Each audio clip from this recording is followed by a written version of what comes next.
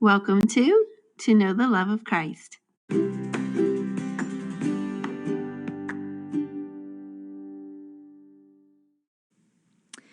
Welcome back. If you were with us on our last episode, you know that we discussed Jesus in Judea discussing divorce with the Pharisees who had tried to trick him in a question. And also he spoke about entering the kingdom and being like little children. And we finished up with the account of the rich young man who went away sorrowful because Jesus told him to sell his possessions, and he did not want to do that. We talked about Jesus' love for that man and for us, and how with man it's not possible. With God, all things are possible. And so today we are going to wrap up that chapter 10. We're going to be starting in verses 32 and going through the end of the chapter, which is verse 52. So if you will, go ahead and pause here, read those verses, and when you're ready, jump back in the discussion with us. All right, so here we are. Jesus starts out by foretelling his death a third time, which we seem to start out on those, don't we? The way we've divided these up. But it says that he was on a road going up to Jerusalem, and he was walking ahead of them, and they were amazed, and those who followed were afraid. So here they are, afraid again and amazed. I can imagine, like, being in awe all the time of Jesus. I think about that. But, the fear, the reverence there, being afraid, which we talked a lot, I think, a couple episodes about being afraid to ask questions. But he began to tell them again. He took the 12 and began to tell them again exactly what would happen to him, just these horrible things. And as they are, in the KJV, I think it says want to do, W-O-N-T. I always love that. As they are wont to do. As they are wont to do, they are doing something boneheaded as they typically do. And My brothers. yes, oh, exactly. I'm definitely a kindred spirit in this way. They are asking Jesus, like he literally just said, they are going to deliver me over. They're going to condemn me to death. They're going to mock me and spit on me and flog me and kill me, which he says him. He talks about the Son of Man, yeah. but we know he's talking about himself. Yeah. And after 3 days, he will rise. It doesn't say anything about what happens between that statement and this question, but nothing significant worth mentioning happens. And then they say, "Teacher, we want you to do for us whatever we ask of you." I mean, Right. really? Really? That's what you're going to do? Which we know in Matthew's account, it says that their mother requests this of Jesus. So whether they were actually asking, we have two different eyewitness accounts here, but either way, the gall. I know. Just the gall. And he entertains them as he so patiently and compassionately does with all of us, but he entertains them. He says, "What do you want me to do for you?" I know, huh? And their question is, let us sit on your right hand and your left hand, which would have been a prominent place of honor, first of all. But, as we know, they still haven't gotten it that this kingdom isn't what they think it is. They are thinking of an earthly kingdom. They're thinking back to prophecies, and they are misapplying them left and right. And they think, that they are going to be placed. And he further entertains it. He doesn't shut them down right there. He says, are you able to... Well, no, first of all, he says you do not know what you are asking, which I think a lot of times Jesus can say this to us in our own lives. Yeah. Like, "Oh, Stephanie." Yeah. I can just imagine him shaking his head like, "Girl, you don't want to ask this. Do not ask this." Yeah. So he says, "You do not know what you're asking. Are you able to drink the cup that I drink, or to be baptized with the baptism with which I am baptized?" And they said to him, "We are able." Yeah. And I'm like, the gall continues. But they really have no clue. They haven't grasped it. There's no way. If they really grasped it, they wouldn't even be asking any of these questions. It's like how much of what he told them Yeah. was going to happen to them did they really hear? Because one time when he told them, Peter's like, no, that's not going to happen. Yeah. And so here we have James and John. He just said he's going to be mocked, scourged. That's, for those who don't know what scourging is, it's a whip that had several straps at the end of the whip with bone and sharp, things to tear your flesh. To literally tear your flesh apart. It was worse than being whipped. So the Son of Man is going to be mocked, scourged, spit on. We won't go down that road. We've already talked about spit. Yeah. And then to kill him. And they're like, so can we sit at your right hand and your left hand? They have no idea what's about to happen. Oh, yeah. And they say we are able. Yeah. Which, just like, sure. And Jesus said to them, the cup that I drink, you will drink. And with the baptism with which I am baptized, you will be baptized. And then he goes on to say, sitting at my right hand and left hand isn't mine to grant. But I wonder about that. Like, he says, oh, yeah, you will. You're right. Did they think about that later on? Like, I wonder. Did they, like, he told which me. James was the first to be martyred. Mm-hmm. In Acts 12, we see that. Of the apostles, Stephen was martyred before that. Right. But he was martyred. John wasn't. But he's not talking about martyring here. He's not saying, basically, you're going to be on that cross with me. He's saying, like, you're going to suffer for the kingdom, and that's true of any disciple. Like, if you're not suffering for the kingdom, I've heard that in sermons my whole life. If you're not suffering, not that you're always perpetually suffering and not that you're martyred and, spit on and mocked. But, I mean, those who are true followers will experience discomfort at the very least. Right. But, I mean, if not from without, from within. Yep. We are all going to see some kind of hardship in our pursuing Christ and the furthering of his kingdom if we're doing our jobs right. Well, yeah, in earlier in the chapter in verses 30, it would have been in last episode, but we didn't get to talk about it. He said, who shall not, 29, surely I say to you, there is no one who has left house or brothers or sisters or mother or wife or children or lands for my sake and the gospel's, who shall not receive 100-fold now in this time, houses and brothers and sisters and mothers and children and lands with persecutions. Right.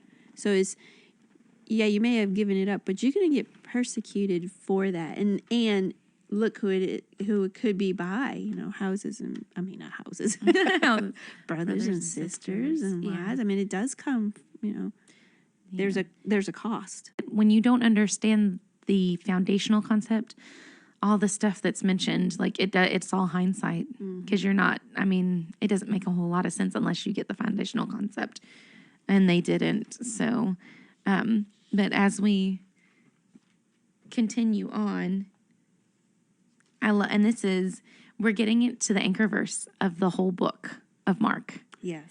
Verse 45, which is one of my favorites, and we sing "Make Me a Servant." In fact, that's kind of our homeschool theme song. Oh, yeah? Yeah. So I love how Jesus, in the ESV it says indignant. How Jesus got upset with them for not allowing the kids to come. It says he was indignant. Here it says the other 10 were indignant at James and John. And Jesus called them to him and said to them, you know that those who are considered rulers of the Gentile lord it over them, and their great ones exercise authority over them. But it shall not be so among you. But whoever would be great among you must be your servant, and whoever would be first among you must be slave of all. And we've already seen this earlier in 9:35 and in 10:31, which we didn't even quote that last time.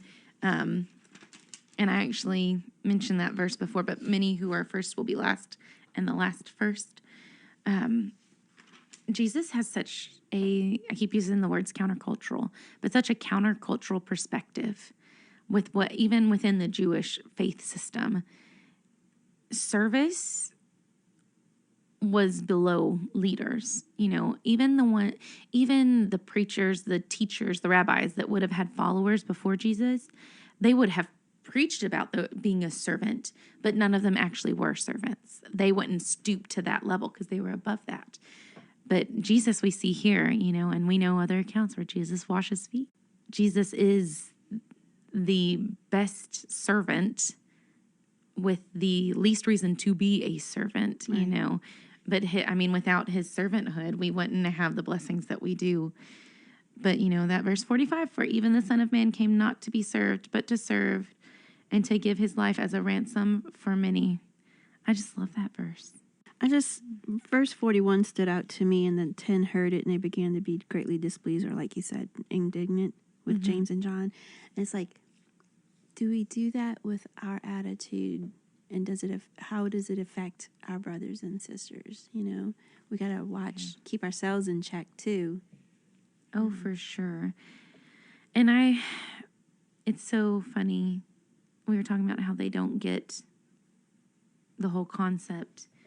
They are looking forward to this earthly kingdom. James and John have asked to be seated at they're thinking of a throne, at his left and right. And they have shooed the children away. The disciples have.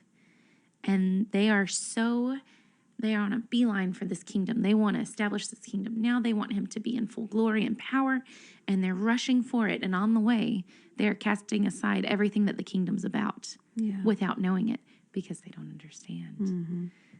It's crazy. Verse 42, I like how it says, but Jesus called them to himself. Like, come here, let me get you back in focus again. Oh, yeah. And that's what he's always trying to do with us, too. Yep. Through his word. Let's move on to verses 46 through the end of the chapter. So we have another healing. And this just continues what I was saying. There's a beggar by the roadside. And when they heard him calling out, they rebuked him. Yet another thing that God and what Jesus is about, being compassionate and healing those who are less fortunate. And this man, his name is Bartimaeus, we find out in this account, he was also of a population that would have been what we'd call vulnerable population, someone who had protection under the law, but who had a hard time providing for himself. And Jericho was a good place. He would have probably been adequately supported. But Jericho was a prosperous area, and the climate was good. So, it wouldn't have been miserable to be outside all the time, which that's according to what I found about culture and geography and whatnot. Everyone has different opinions about how you support those who are homeless and those who beg for money. And, we do use wisdom and discretion in giving what we do. He made him a spectacle. Yeah.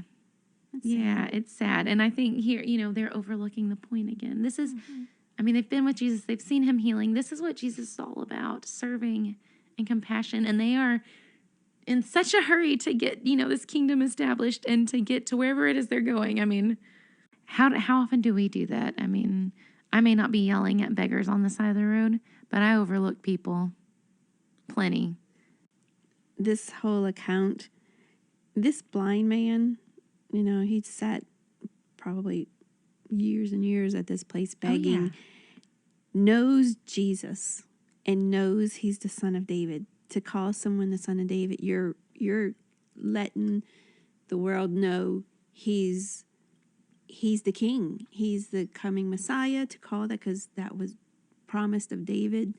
And he's asking for mercy. I'm like, oh, and they just tell him to be quiet, but he does not be quiet. If anything, he cried out all the more in verse 48.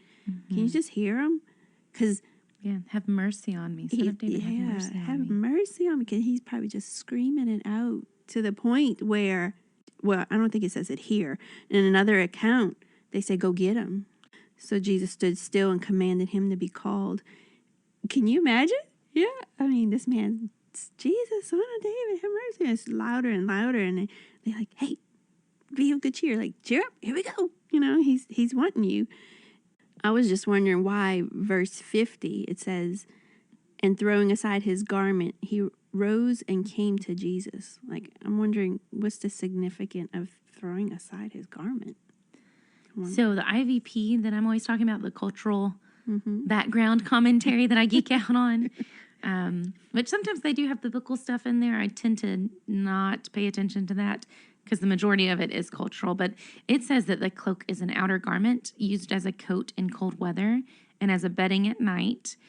And it might have been spread before him for use in his daytime begging if he had no pouch. And so him casting it aside, especially if that was what he was using to collect his money, is kind of like him forsaking the riches, but also his dependence on anything other than Jesus, which super cool nerd moment. Ooh, I like that. Yeah. I mean, it had to be in there. This verse had to be in there for a reason. Yeah. So, ooh. Yeah, and people would have known, of course, the people at this time would have understood that. Culturally, it would have made sense to them. They would have seen beggars with their cloak. We don't wear cloaks. Right. Our beggars typically just hold out their hands. Or, like if it's, I wouldn't call them beggars. Cup. People, or a cup. But I mean, people that ask for money on the side of the road sometimes have a bucket. Yeah. That kind of a thing. But he was willing, because Jesus asked him in verse 51, what do you want me to do for you? Which is what he asked James and John. Yes. So they, this blind man, he's willing to give up his pouch that maybe had money in it. I don't know. Who knows? But as opposed to the rich man. Yes, in contrast. That's what I was going to say. Stark contrast. And then for Jesus to ask the same question that he asked James and John. Look at them, though. Even if he was adequately provided for, he wouldn't have been considered rich by any means. He had less to lose materialistically, but he gained so much more because, like I mentioned at the beginning, it says at the end, immediately he recovered his sight and followed him on the way. Jesus gained another follower, another disciple. He could have gained two in this chapter, which I wonder if that's why Mark puts that so close together. The rich young ruler. The contrast right there. Maybe. But, all right, good stuff. So we come to the part at the end that we always do. Where do you see the love of Christ? I see the love of Christ in when he's addressing James and John. When he says, what do you want me to do? Knowing full well what they're going to ask. But he's like, you don't want to ask that. Really, you don't trust me. You don't. Can you do this? No, you cannot. I know you cannot, but you will. You just can't right now. Don't ask me that. So his patience and his just knowing better than what we do or what we think we do. I see it in verse 45, of course. The fact that Jesus left heaven and sacrificed so much to come and be a servant. Like he never had any earthly glory. And I mean, we know he's perfect and that would not have been his motive. But I mean, he didn't even leave all that glory for something good. Like he came and it was for our good that he came. It was a completely selfless act. And spent all this time with all these tiring people, our kindred spirits. But I mean, the Pharisee, just thinking about all the things that he endured, like, let alone the cross. But I mean, the cross was one instance and it was huge and it was painful and it was awful in the agony. But living day in and day out with, I think we talked about this last season, the human emotions that he would have experienced that we know about on a limited scale. And I mean, yeah, like I said, the cross was just a culmination of all that. Yeah, and to make that choice, I mean, I don't know if we've ever talked about it on this podcast, but I often say, love is a decision and it's a choice. Yeah. I mean, it's sometimes a feeling, but it's always a choice.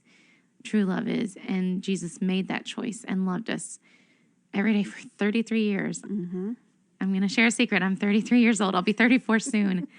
And I have not loved every day of my life. I have not made that choice to love like I should. That sacrificial love. And knowing that he did that consistently for 33 years and was a servant. Yeah, not the warm and fuzzy love. No. No such thing. Nope. All right. So that's where I see it. Thank you guys again for joining us as we continue on in chapter 3. Sorry, guys. Season 3. I need coffee. But if you have any questions or comments, we'd love for you to reach out to us on Instagram or Facebook or any other way that you can if you know us. We can connect you to someone local to study with if you're wanting to study, or we'd love to study with you. And as always, we hope you will seek to know the love of Christ in your own life. Until next time, bye. Bye. You can reach out to us on Facebook or Instagram. We would love to hear from you. And be sure to click like and share this episode with family and friends. In doing so, you're sharing the love of Christ.